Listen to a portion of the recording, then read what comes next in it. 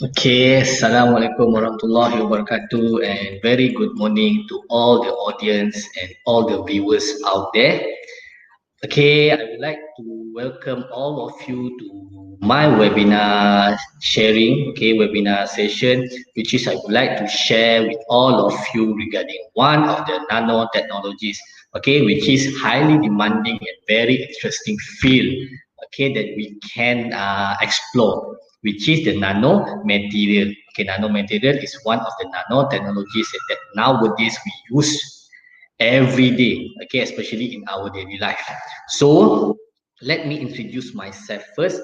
My name is Mohamad Helmi bin Mubin, and I am one of the physics lecturers at the Center for Pre-University Studies, MAHSA University. So I hope all of you, by the end of this session, all of you can gain some knowledge, all right? What is the nanomaterial? Okay, you know some basics about the nanomaterial. Okay, and then why? Okay, what is the advantages? Why we need this nanomaterial? Why we need to explore? Why we need to learn? Okay, and why I said this is one of the interesting field, right? And then what kind of application? Okay, what kind of application that we can use this nano material, because this is very highly demanding. And last but not least, I will share with all of you the way how we synthesize, or in other terms, how we create, how we produce, what kind of equipment, what kind of technique, what kind of types of machine that we can use to produce, to synthesize our nano material. So I will share with all of you my screen, my slide. Uh, okay.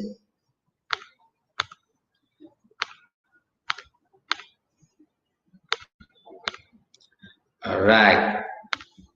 So, as you know, my name is Mohamad Helmi bin Mubin, and let me go to the introduction first. Okay, as I said, what is the nanomaterial? Right. So actually, the nanomaterial is already being invented a long time ago during the era of modern physics. If I said modern physics, I know all of you will have in mind the name of Albert Einstein, and also some quantum mechanics, quantum theory.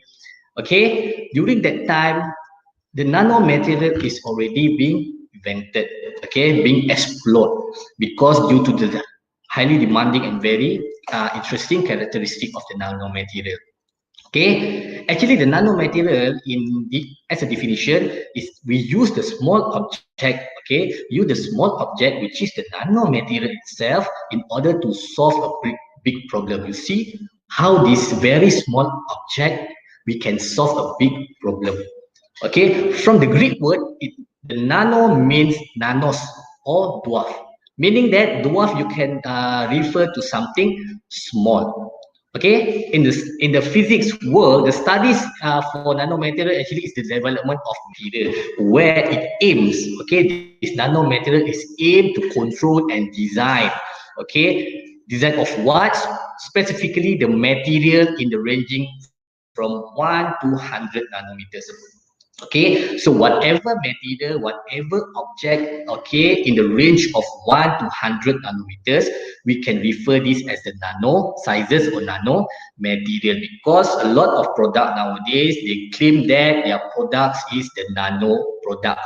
Okay, so if they claim their product is using the nanotechnology, nanomaterials, so meaning that a material inside the product should be the size of 1 to 100 nanometers. All right.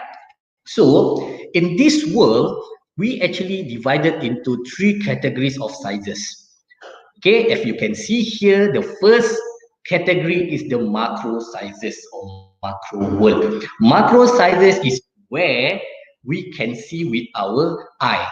Okay, the object, the material that we can see with our eye. For example, football, trees, car, motorcycle, up to the small size of a flea, 1 millimeter. All of these objects we can see without any help of other equipment.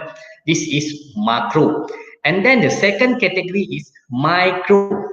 Okay, micro, we are going into the small size already. Okay, but in macro, you cannot see with your own eye. you need to use a certain device in order for you to see. For example, you can use the microscope if you want to see the diameter of human hair, if you want to see the red blood cell. Okay, so meaning that the micro you cannot see with your eye. And then the third category is where the nano material comes in. This is the interesting part. Okay, the nano sizes is where you need to use a very high sophisticated machine in order for you to determine to see, okay, to see the material itself. For example, if you want to see the virus, if you want to see the titanium dioxide, if you want to see the thickness of strength of DNA, you need to use a special device called electron microscopy. You need to use a certain mechanism for you to see, okay, this nano material. So that's why we need to study about the nano material.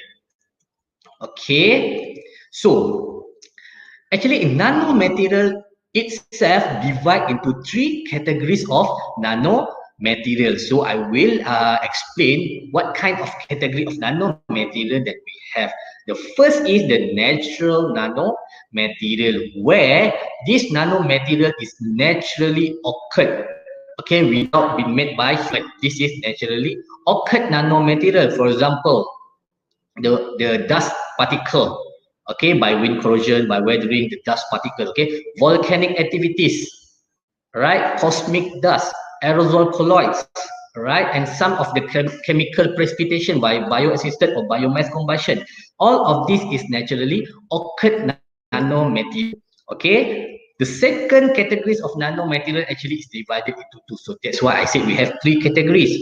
Okay, the second one is the man-made nanomaterial, which is this is made by scientists, made by human, okay, made by researcher. So while producing the nanomaterial, actually you are produced, okay, this is accidentally occurred byproduct of that nanomaterial. So that byproduct is the third categories of nanomaterial. Some of the byproduct useless, some of the byproduct is useful. So meaning that 80% the byproduct will be as a waste. So accidentally occurred when the scientists produced the nanomaterial. So in here you can see in this figure, okay, in this figure you can see I show you a 6 different kind of shape which is made or tailored by scientists. So different kind of shape will bring the different kind of characteristic, okay, different kind of properties of the nanomaterial itself. For example, we have nanotube, nanowire. So this is not the big wire, this is the wire inside of nanofiber, nanoflower, nanosheet, and nanoparticle. All of this shape actually tailored by scientists due to certain kind of application. Even though we have the same material, we can tailor, okay, we can alter the size, the shape according to this 6 shape. Actually, we have a ton of other shape. Okay, we are using the special mold in order for us to create this kind of shape. All right. So as I said, all right, we have other material which is you can see the material. It's easy for us to find the material. So what is the advantages? Why we need to use nano? Even we cannot see the nanomaterial with our naked eye. So let me explain what is the advantages, why people explore this field, okay, why the scientists really love this nanomaterial nowadays in our 21st century. So the first advantages is it faster. Okay, of course, faster in terms of what? In terms of the response times, in terms of the high sensitivity. For example, if you are producing a nanomaterial gas sensor to send gas, once the gas is sensed by the sensor, it takes only a few seconds. Okay, because this nanomaterial is highly sensitive. I will explain why the nanomaterial is very sensitive. Okay, it lighter. Okay, of course it's lighter because this is a very small particles. It's lighter, cheaper than bulk. Okay, it's cheaper than bulk material and can fit small space. Okay, if you see nowadays your phone, your PC, whatever electronic devices you are using, they more thinner and thinner. very small phones. Okay, due to the all the electronic devices is already use the nanotechnology. So this nanotechnology can fit a very small space and high sensitivity, of course. Okay, nanomaterial having the high sensitivities, and as I said earlier, the nanomaterial having different kind of properties depending on the size itself, depending on the shape itself.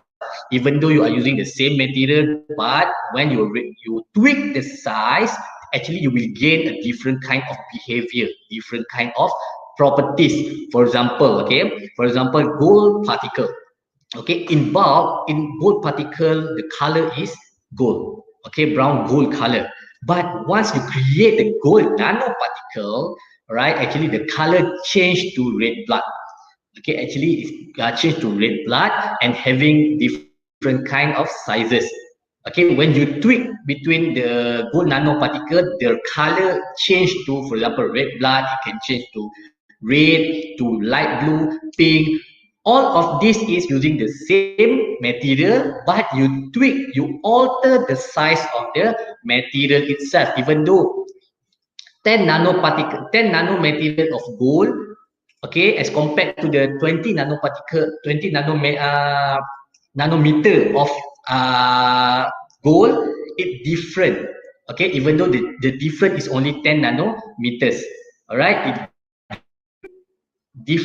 big impact on the properties, on the behavior itself. Okay, so that's why this is very interesting. And the last one, large surface area to volume ratio, actually this is the key. Okay, this is the key why scientists explore, invent into nanomaterial. Why the nanomaterial is become more efficient. Okay, efficient, and also it's very sensitive. Okay, because having the large surface area to volume ratio. I will explain what actually the surface area to volume ratio and why this is the important keywords in this nanomaterial. Okay, for example, I give you example here. You see, the first object. This is actually assume that as a particle in the size, in the shape of cubes. Okay, in the shape of cube. Okay, so each side, let's say, is 4 and this 4 and this is 4. So each length is 4. All right. So I want to calculate the surface area. So one cube have the 6 surface area. Okay, 6 surface area times with the area 4 times 4, 16, become 96. Okay, 96. One cube's particle having the total surface area of 96, and the volume is 4 times 4 times 4 is 64. Okay, so one cube here having 96 of total surface area and 64 the total volume. When you divide the surface area to volume, you will get the ratio of 1.5. Okay, 1.5. So this one particle of cube have the surface to volume ratio 1.5. What about if I cut the same material, the same particle into 8 small cubes? Okay, now I'm cutting this particle into 8 small cubes. Okay, one side, okay, one each length of this side become 2 and 2 and 2.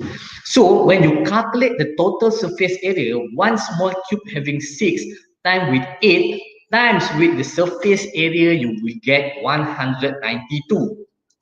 You see, from 96, when you cut into 8 small cubes, it becomes 192. While maintaining the total volume for 8 cubes is 64.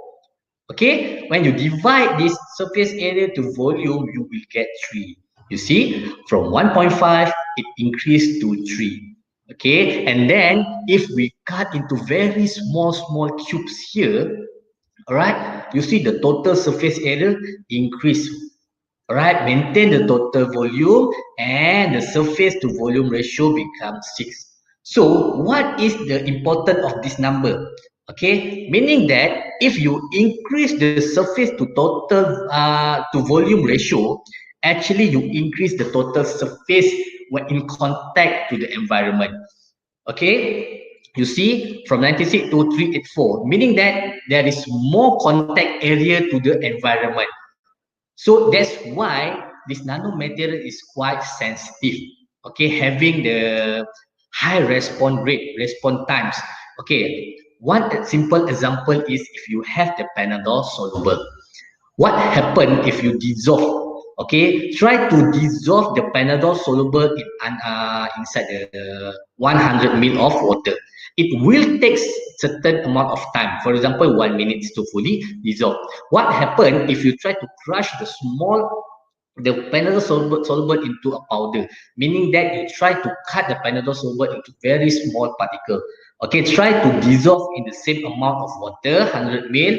It will take a lesser time to fully dissolve. That's what is meant by this surface area to volume ratio. The more surface area to volume ratio, the high the sensitivity become more.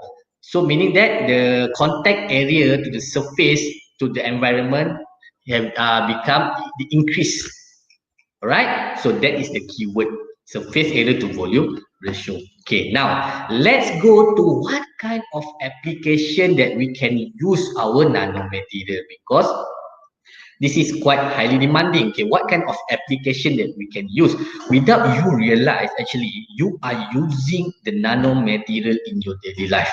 Okay, without you being realize. For example, electronic devices, transistors, transformers, processor, all the electronic devices, the small chips inside your computer, inside your phones.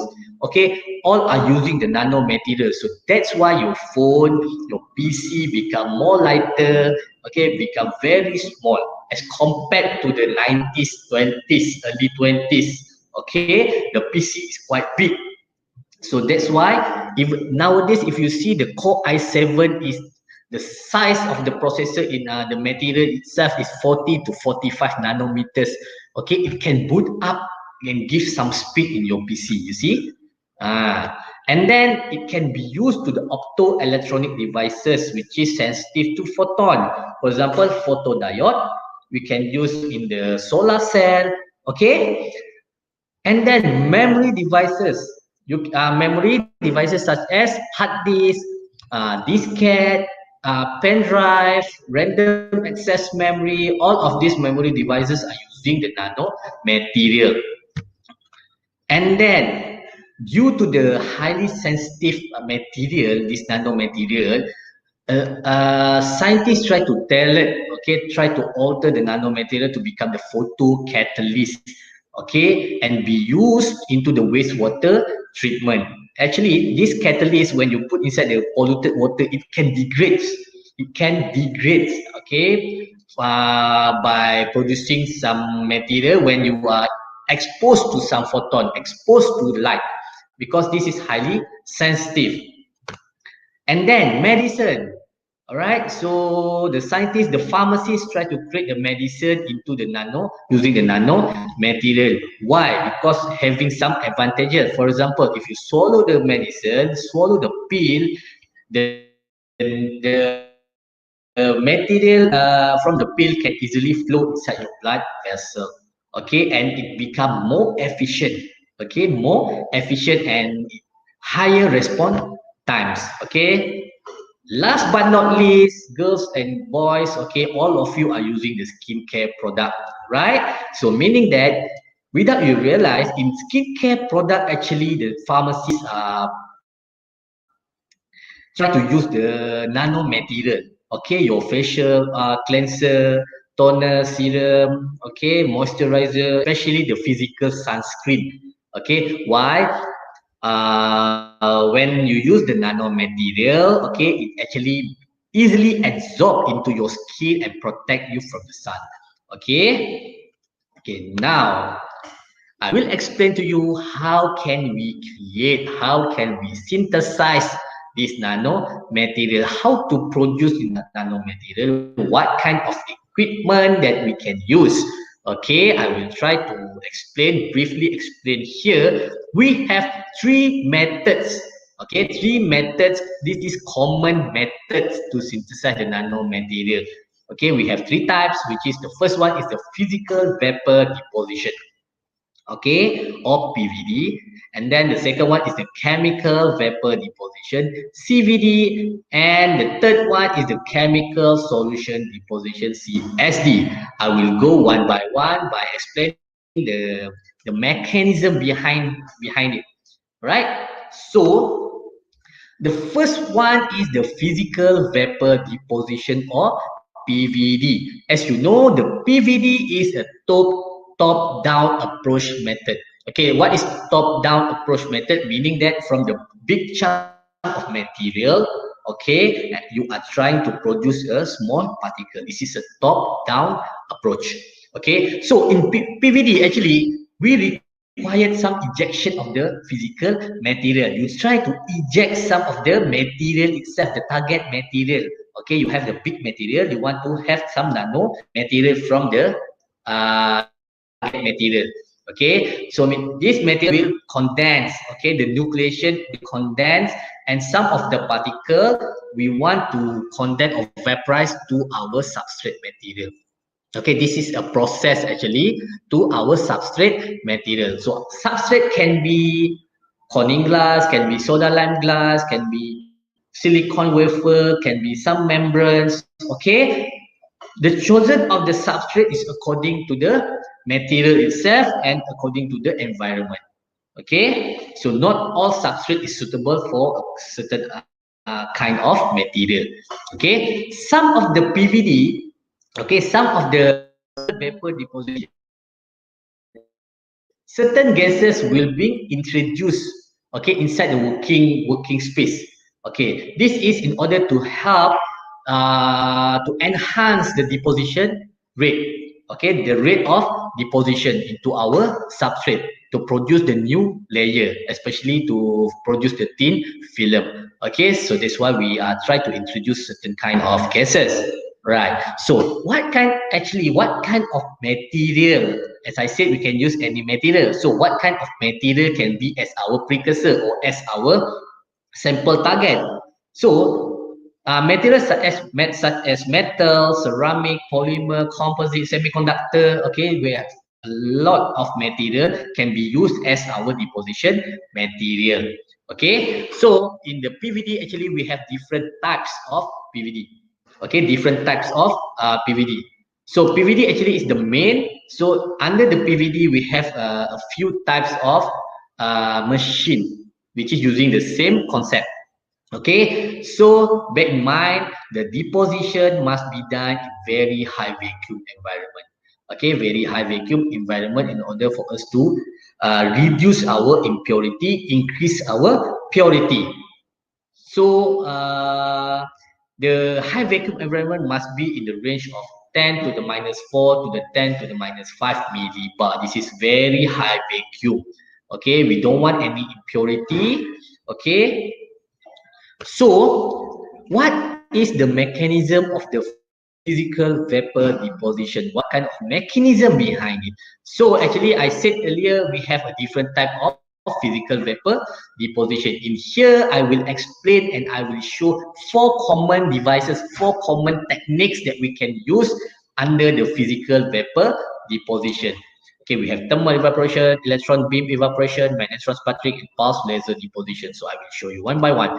Okay, what is the thermal evaporation? So this is one of the PVD. Okay, one of the physical vapor deposition. You see here, we are doing our deposition under this chamber. This is actually the chamber, and inside this chamber is highly vacuum. This is the vacuum environment. Okay, here we have our electrode. Okay, here and here is our electrode, and our sample target, the material is attached in the middle. Okay, so this sample actually is being heated by this electron produced from the electrode here. Okay, once the melting point is achieved, this material will vaporize. Okay, vaporize into our substrate and produce the thin film here of material, nano material. This is using the thermal concept, thermal evaporation. And then the second one is electron beam evaporation. Okay, electron beam evaporation is having the same concept from the thermal evaporation, but now we are not using any thermal, we are using the electron beam. Okay, we are using the electron beam. So in here we have hot filaments. Okay, this hot filament is not to heat the chamber, but to produce the electron beam. Okay, the electron beam will be produced by this hot filament, and we have the focusing magnet. So it will direct the electron beam. Okay, direct the electron beam, and this electron beam will be deflected by deflecting magnet to our sample, to our target. Okay, this electron beam will heat up the sample and being vaporized into the substrate. Okay, the third one is the magnetron sputtering. Okay, magnetron sputtering is quite different from electron beam and thermal evaporation, because this is using the sputtering technique. Okay, where inside this chamber you are introduce some inert gases. Okay, inert gases. These inert gases actually is help to eject the particle of our target. For example, in here we are using the argon plus ion.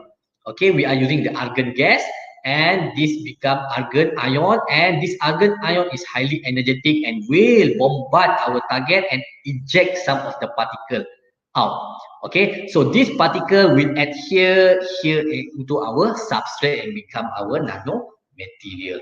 And last but not least, we have pulse laser deposition. So the same concept, all right? We have our target material, and this laser beam will shoot into our material and create these laser plumes.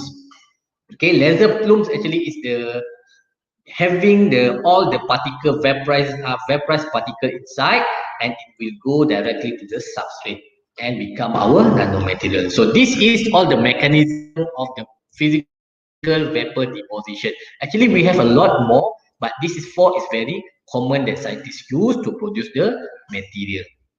Okay, and then we go to the chemical vapor deposition, okay, or CVD. It's quite different from the CVD, because CVD we are using the chemical reaction, okay, the chemical reaction. CVD also is one of the top-down approach method. Okay, you know already what is the top-down approach, and CVD actually is the technique of coating. Okay, technique of coating our material into the substrate by thermally induced from the chemical reaction. We use some thermal here. Okay, we need some thermal here to have some chemical reaction. Okay, so we use some temperature. Okay, because this is thermally induced, of course we need some temperature. Okay, so the temperature used ranging from 600 degrees C to 11 to 1200 degrees C. So you see the temperature is quite high here. Okay, it's quite high to achieve the chemical reaction. Okay, to achieve our nanomaterial. So we have some advantages here by using the CVD, which is easy to control the mixture gases. Okay, as you know, the CVD we are not using any metal target. We are not using semiconductor. We are not using some ceramic target. Okay, we are using gases. Okay, to produce a chemical reaction from the gases itself. So the advantages is we can easily control the mixture gases. For example, if we want to introduce some doping, okay, you want to introduce some doping, this certain amount of chemical to this amount of chemical, we can easily control the mixture gases. Right, so you know material or precursor used in must be in form of target gases, must form of gases.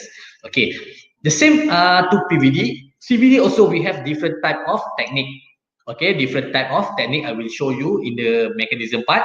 And the major factor that can affect our deposition rate, that can affect anything to our material is actually we have four major factors, which is the substrate material. Of course, you need to choose the suitable material according to the temperature. You see the temperature. Some of the material cannot withstand the high temperature. So that's why you need to choose the suitable material. Substrate temperature. Yes, substrate temperature. the gas mixture according to your needs, according to your experiment, gas mixture and the flow rate. Okay, the flow rate of the gas coming in into the chamber. Right, these four major factors that can affect the production rate of the material. Okay, let's see the mechanism here. All right, as I said, we have a different type of CVD. So I will show you three common CVD that use as a in the research experiment. Okay, we have three common machine. Okay, three common types, which is the conventional, plasma enhanced, and also laser induced CVD. Okay, let's see the conventional CVD. Actually, the CVD, we have our chamber here. Okay, this is our chamber.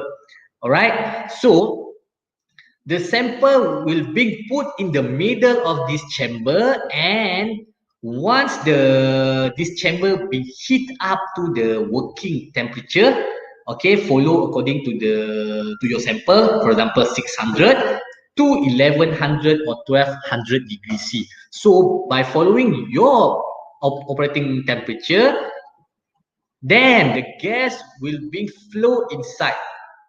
Okay, actually this gas is actually break our material.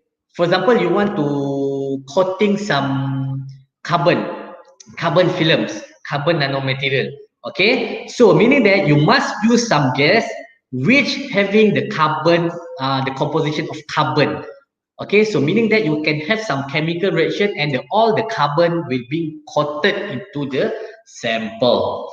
Okay, and then we have the plasma enhanced CVD. It's quite different from the conventional, because conventional, the gases will be ionized due to the high temperature. Okay, but in plasma enhanced, you want to reduce the temperature, because some of the sample material for the coating, okay, for the substrate, you cannot use very high temperature. For example, silicon Corning glass. Corning glass maybe can withstand up to 600 to 700 degrees C. So meaning that you want to use the Corning glass, so this means you can use the plasma enhanced. It reduce the working temperature from 600. It can be reduced to 200 to 300 degrees C only. Okay, by the introduce of plasma here. Okay, so the heat will not ionize your gas, but the plasma here help the ionization of your gas to produce the chemical reaction. All right, so some of the material only can be used to using the plasma enhanced CVD. And last but not least, we have the laser induced CVD. Okay, it has the same concept, right? You shoot a laser beam into the substrate, okay, and then you flow the gas. So once the gas touch this laser beam, it will be ionized. Okay, it will produce your sample target. Okay, now let's go to the last types of how we create the nanomaterial, which is the CSD, or chemical solution deposition. This is totally different from the PVD and also CVD, because in CSD, we are coating the material using the solution as our precursor or starting materials. Okay, so that means you are not using gases, you are not using the solid target, solid metal, ceramic, semiconductor. You are using solution to produce your material. Okay, actually in chemical solution deposition, we have quite numbers of advantages. All right, for example, it's cheap and easy to prepare, because you don't need to buy very high sophisticated machine, very expensive machine. PVD, CVD can cost you up to 1 million ringgit. Okay, so in CSD, you only need a beaker, you only need some of the apparatus, the lab apparatus. It's cheap and easy to prepare. Okay, and also it's very easy to control the stoichiometry ratio. Okay, especially if you want to introduce some dopant. For example, if you want to introduce some 10% of cobalt to the 5% of bismuth, you can easily alter the ratio dopant. Okay, alter the stoichiometry, because you are using the solution. You can just use, for example, 10 mil of bismuth, 20 mil of this solution, okay? And then no need sophisticated equipment. Of course, you don't need any high-tech equipment. You only need a lab, okay? And it can yield fast result of the sample. Okay, for example, one nanomaterial you can produce within half an hour, within 1 hour. Okay, and then easily prepared in ambient surrounding, meaning that you only need a lab to do this experiment. You don't need any high vacuum chamber. Okay, you don't need any special environment. Okay, just a lab and you can produce your nano material. You see, this is quite numbers of advantages using the chemical solution deposition. Okay, so in CSD also we have a different types of technique. Okay, we have different types of technique. For example, we have deep coating. Okay, deep coating is quite easy. You will prepare your solution, your precursor solution, and then you take your substrate and just dip into the solution, and then you pull back the substrate, and all the coating material is already on the substrate. Okay, and then we have spin coating. The same concept, only that the solution will be dropped. You drop the droplet of the solution into the, for example, silicon wafer, and then the silicon wafer will be rotated up to several hundred to several thousand of RPM, and then it will be heat up. So all the solvent will be evaporated and only left the material onto our substrate. Okay, and then co-precipitation. All right, co-precipitation, you're creating the solution, and then your result actually is the precipitate of your material on the bottom of the beaker. Okay, by using some chemical reaction. Okay, and then we have auto combustion salt gel. Okay, in here you mix all the solution, you add up some chelating agent which is to strengthen the bond. Okay, from one material to one material, and then you heat up this gel. This solution become a gel, and it will be auto combust and become our powder, become our nanoparticle. Right, from the solution. And last but not least, we have spray pyrolysis. Okay, we have the spray nozzle here, the spray solution, and we have the atomizer. We have spray nozzle here, and this atomizer will have some small droplet will, okay, spray onto our substrate, and this substrate actually being heat up on top of the hot plate. So all this solvent will be evaporated and only left with the thin film or the material. So I think that's all from me. Okay, I hope all of you can have some knowledge, okay, regarding the nanomaterial. Okay, you know what's the nanomaterial. All right, so why the nanomaterial? So maybe some of you is very interested, okay, to explore this field. Actually, this field is quite big, so you can explore it, right? So I hope, don't forget to fill in the Google form given in the comment section, right? For our future improvement, and if you are interested in our foundation program. So I hope I can see you again later. All right.